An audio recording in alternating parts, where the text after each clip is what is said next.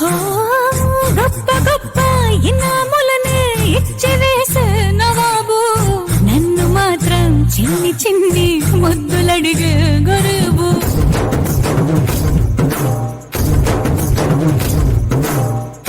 పెద్ద పెద్ద పనులు ఎక్కే చక్క పెట్టే మగాడు వాడి చొక్క ఎక్కడుందో వెతకమంటాడు చూడు. బయటికి వెళ్ళి ఇద్దరెందరినో ఎదిరించి ఎదురుగాను నేనే తనకి ఎదురెళ్ళకుండా బయటికి వెళ్ళరసే